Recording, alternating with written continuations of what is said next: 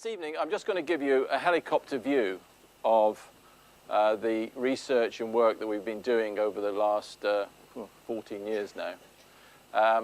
And just to give you a flavour, because obviously in 15 minutes there isn't much time to do more than that.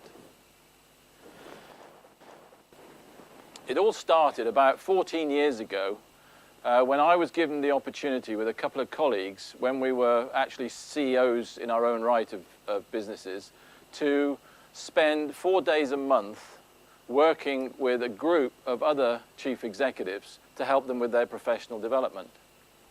And during those few years, what we learnt was not only that the leadership was a journey, but that most people hadn't realized how they developed into leaders. And I think that was really key. Part of the development program was that we had to provide people with experts who would come and talk about various subjects, and they could choose the subjects. And to start with, of course, they wanted to get the latest in financial management, in the legal, in marketing, etc., etc. But after a while, they ran out of that, and then it was a question of, okay, what did they really need to learn? At the same time, we were doing lots of issue sessions in sort of action learning, which I'm sure many of you are familiar with, where 70% of the issues were about people, were about relationships. And so we started to look at, okay, how do we develop and help these leaders in these relationship and behavioral issues? And that was really the beginning of this leadership journey. One of the things that we really realized about leaders is that very few realize that they need to change themselves. When they become leaders, what they're mainly about is changing others, changing processes, changing structures, changing organizations. But often they don't think about the fact that to be a better leader, they need to change themselves. They need to change their behaviors. They need to address their values.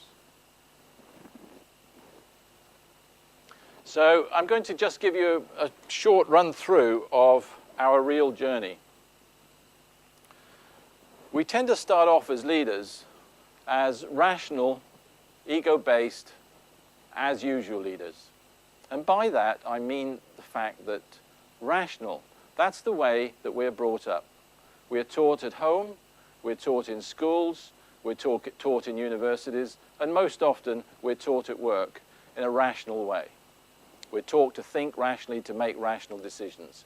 When we go to the board to make a recommendation of an investment, we don't say, I think we ought to invest 30 million in the Chinese market. And when the chairman asks why, you answer, just trust me. That may be your feeling is probably very intuitive about why you should invest in that market, but you probably spent weeks rationalizing it. Not necessarily accurately, but rationalizing it so you've got an argument. And that is the way that our brains tend to work. The ego-based is because we tend, as leaders, as human beings, to make decisions that are for our own benefit. Now that's not necessarily immoral, but it's what we do. And it's best that we know about it and think about it and have it openly. But that's the way we usually start off. As usual is our Stone Age default. And that is, know everything, tell people what to do. That's typical leadership. Know everything, tell people what to do. And every one of us in this room, probably when we get stressed, tends to do exactly that. Some of us are better at managing it. Some of us have learnt more sophisticated ways of dealing with it. But that is our basic, and that's how we start. So we're starting in a position where our leaders are rational, ego-based, and as usual. And where we want to take them to as a first step is to help them to be robust and emotionally aware. Robust means being straight, being honest, being you. But as we know, if you're too robust without the emotional awareness, you can turn people off as much as you can turn people on. So the emotional awareness is very much around the empathy, understanding conflict, being able to understand how you can help people to change, and so on and so forth. And this part of the journey is very much about behaviors. It's very much about emotional awareness. The final stage, and the ultimate stage, of which we never get the whole way there, is what we call radical, ethical, authentic leadership. We call it radical because it is exactly that. It's about being yourself, doing what you believe, not being part of the herd, not following your organization because that's what you've got to do. It's about being radical, being the real you. And the authentic, of course, is being yourself. But if you're yourself, but you haven't brought the ethics to full consciousness, in other words, you leave your values at the office door when you go to work on a Monday morning, then that isn't very good. So what we're trying to produce are radically, ethically authentic leadership.